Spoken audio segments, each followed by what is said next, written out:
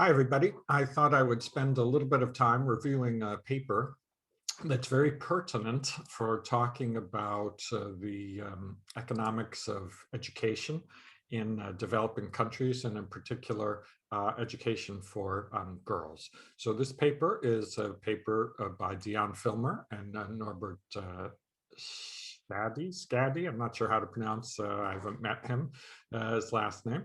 And the paper is called Getting Girls into School, Evidence from a Scholarship Program in Cambodia.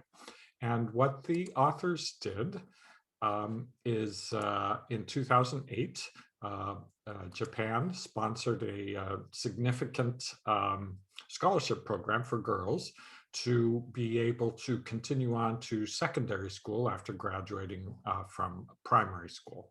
And so this was enabling them to advance from secondary school to primary school by reducing the cost of education in secondary school. So they got grants of on the order of about $50 a year, so that the family could cover the costs of schooling in secondary school. This program, so the abstract tells us pretty much all we need to know. The scholarship program had a large positive effect on school enrollment and attendance of girls, and the attendance at secondary school went up by about 30 percentage points. So a very, very large increase in enrollment in schooling for the scholarship recipients compared to girls who didn't receive the scholarship.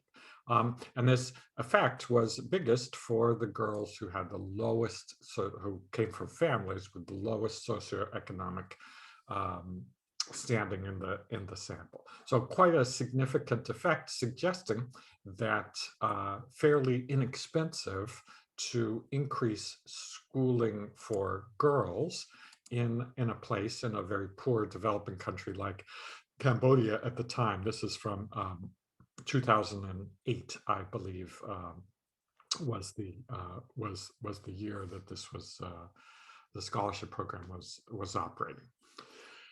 So I'll say a few more things before we take a look at the actual tables and data, because I think there's a nice case. The paper is very simple. It's a randomized control trial.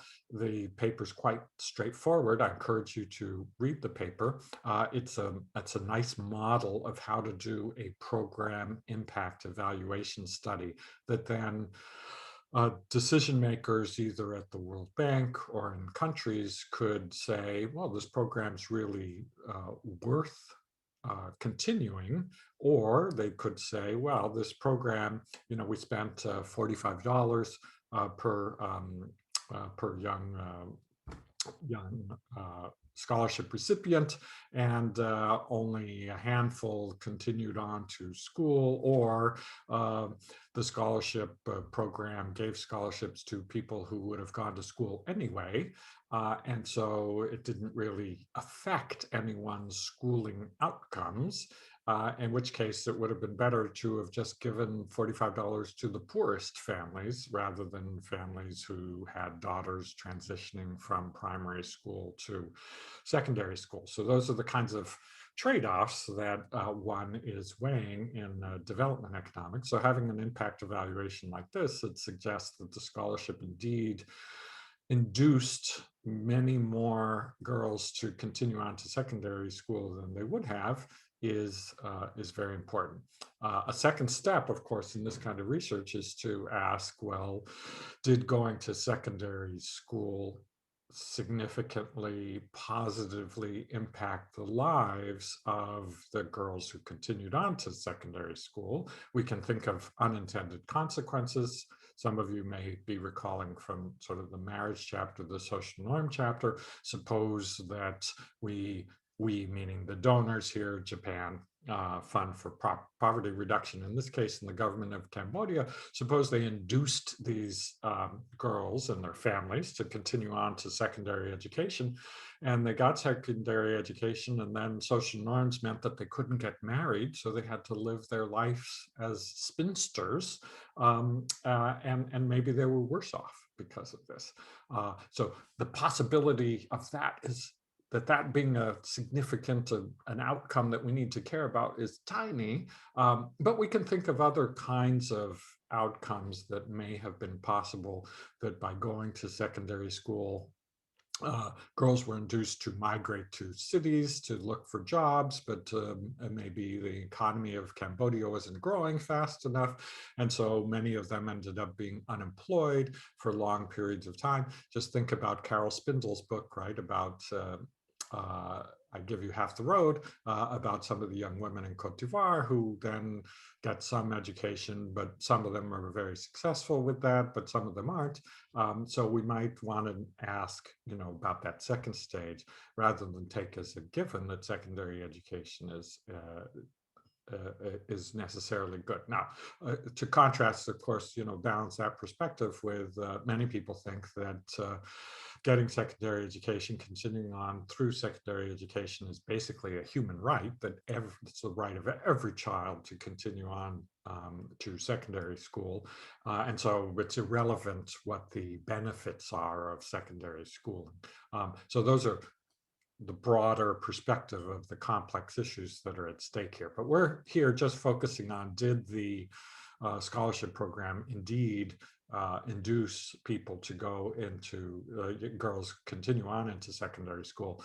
And the alternatives to that, of course, is that the girls who were going to go into secondary school anyway got the scholarship. So it was a pure income transfer to the families of girls who were going to go to school anyway. Or the alternative is that the scholarship was given, but somehow girls didn't end up going to school, and the program didn't actually work. So that would be an alternative that, of course, a program evaluation wants to make sure that if you have a scholarship program for girls, that the girls who are receiving, the families who are receiving these scholarships, are actually going to school. So that's the first thing. Then is it, are the girls going to school because they got the scholarship, rather than they would have gone to school anyway, regardless of whether they got the scholarship or not, right? So that's what we're interested in measuring. That's what Filmer and Schady are interested in measuring. So we'll continue on down in the paper.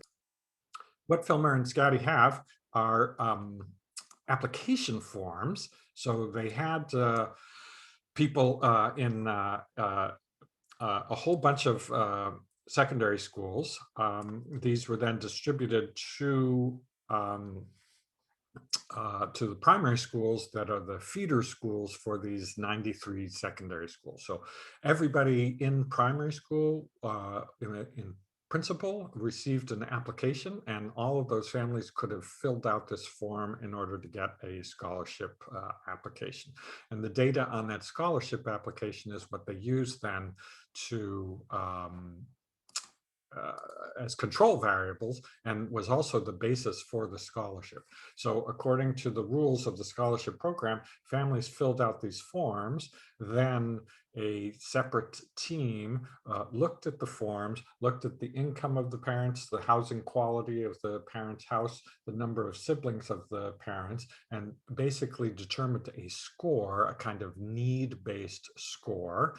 And if you were more needy, you were then awarded a scholarship. And if you weren't so needy, you weren't. And there was it's kind of like a threshold or cutoff point. If you were above a certain socioeconomic score, an SES score, you got a scholarship. If you weren't, you didn't get a scholarship. So one of the estimation strategies that the authors will use is to compare people who are very close in the SES score, some just above it, some just below it. So essentially, the scholarship recipient was determined kind of randomly for those people who were in that narrow window, because it all depended on sort of how they filled out the form. They may have filled it out slightly differently. They may have misestimated their income. There's a lot of random variation there.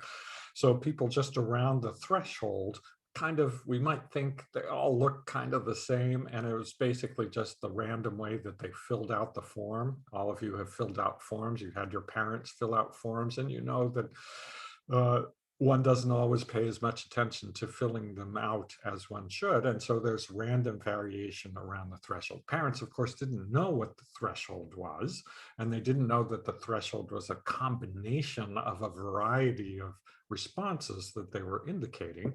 And so that's what induces some degree of randomness in whether you get the scholarship or not.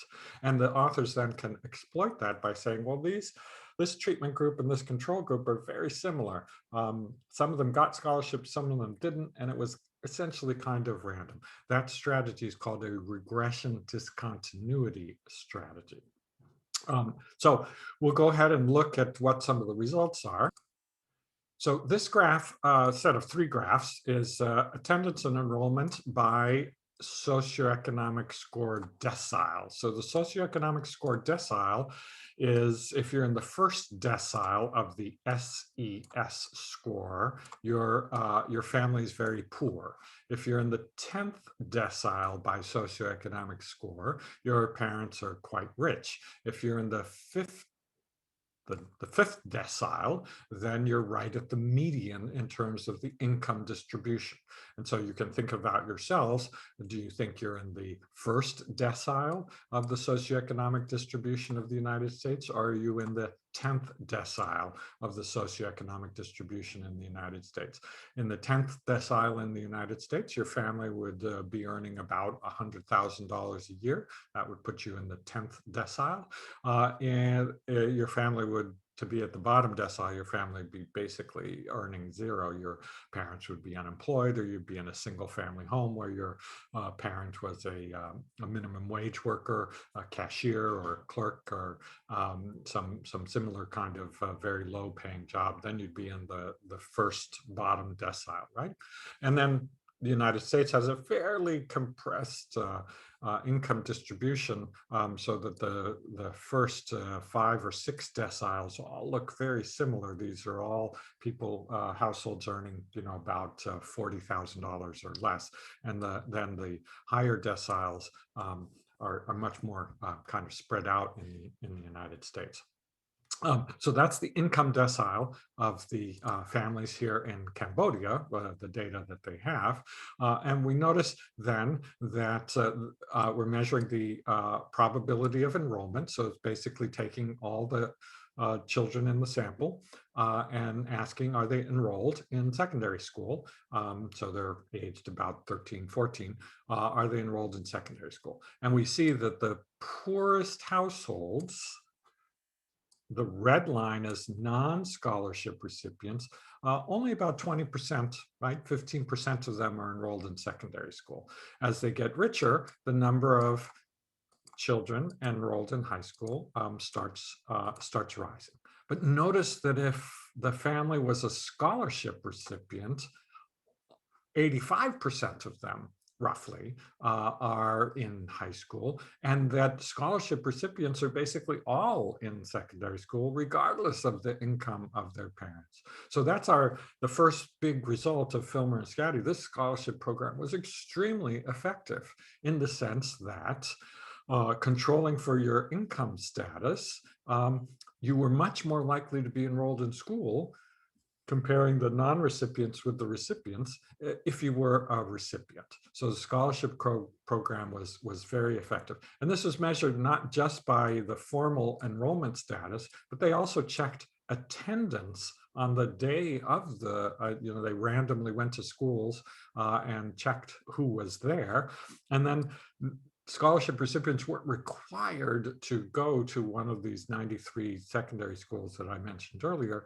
So they also checked any other schools, and we find slightly higher likelihood because some of the girls were going to other schools. So that's result number one. Very effective program in terms of getting children into school. And we see that with regression analysis. Let me just go to the regression analysis, right? So here's our regression analysis that is worth looking at. So we have ordinary least squares regression. The outcome is a 0-1 variable. Are you registered in school or not? Are you enrolled or not? And so are you enrolled in a FPR school? Were you attending on the day of the visit, or are you enrolled in any school?